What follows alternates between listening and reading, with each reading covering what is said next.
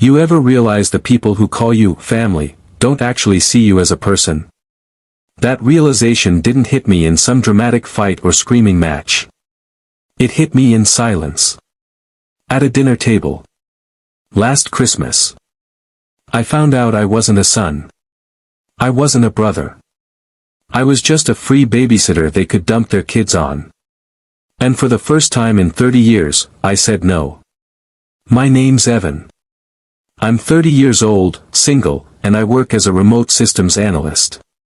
People hear that and think I have it easy, working from a laptop, sipping coffee in sweatpants, no commute, no boss breathing down my neck.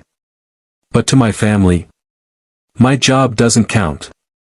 If I'm not clocking in at a factory or sitting in a cubicle, then to them, I must be doing nothing. And because I'm the youngest, that means I'm available 24/7. My brothers, Ryan, 37, and Luke, 33, have wives, kids, busy lives. And me? I'm the one they call when they want to check out of being parents. It's been that way since I was a kid. I was the extra. The afterthought. The one wearing Ryan's worn-out sneakers, Luke's faded shirts. When Ryan cracked his phone, guess who got it after it was taped back together? Me. Even my first paycheck at 16, I was proud, holding that cash in my hand. My dad took half of it so Ryan could pay off a speeding ticket. That was my introduction to adulthood. I didn't earn for myself. I earned for them. And it didn't stop when I grew up. Every weekend, someone needed me. A soccer game. A date night. A parent-teacher meeting.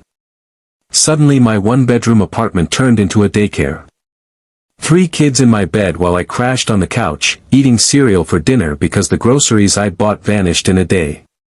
And when I complained, Dad brushed me off with the same line, "Be grateful they trust you." No, Dad. They don't trust me. They drain me. They use me. But last year, for the first time, I had something of my own. A plan. A choice. My friends and I booked a week at a ski lodge in the mountains. I saved for it. Bought gear. Cleared my deadlines at work. It wasn't just a trip, it was proof to myself that I could live my own life. I decided I'd tell my family on Christmas Eve. I wanted it to be clear, I was more than their safety net. I showed up with gifts, sat down at the table, heart pounding, ready to say it. Except before I could open my mouth, Ryan smirked across the table and announced. Perfect timing.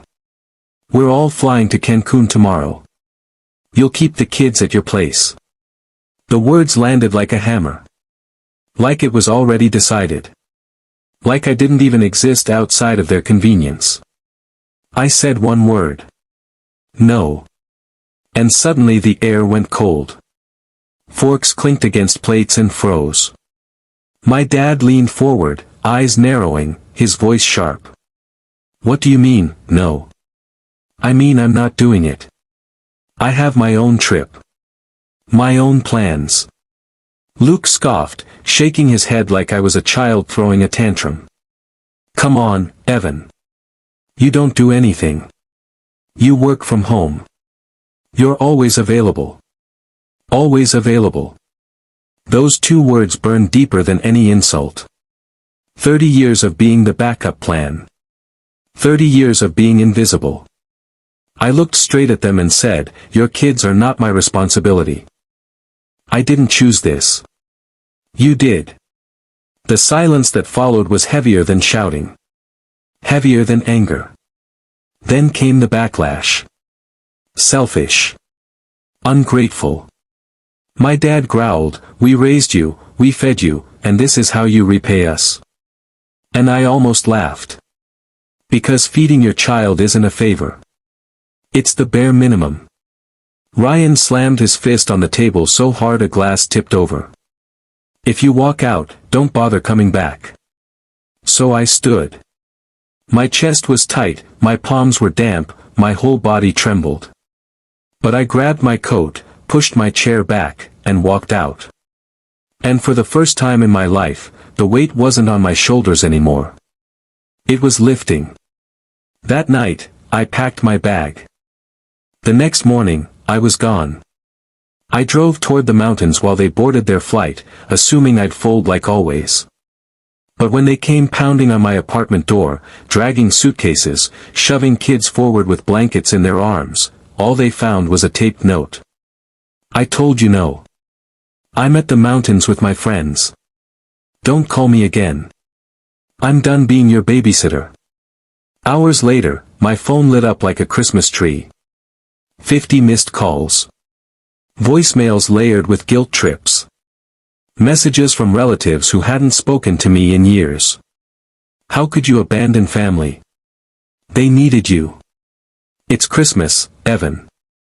But not one apology. Not one person asked, what about you? That week, I sat by a fireplace with my friends, snow falling outside, laughter filling the cabin. And for the first time, I didn't feel guilty. I didn't feel like I was stealing time from anyone else. It was mine. And when I came home, something in me had changed. I didn't rush to return calls.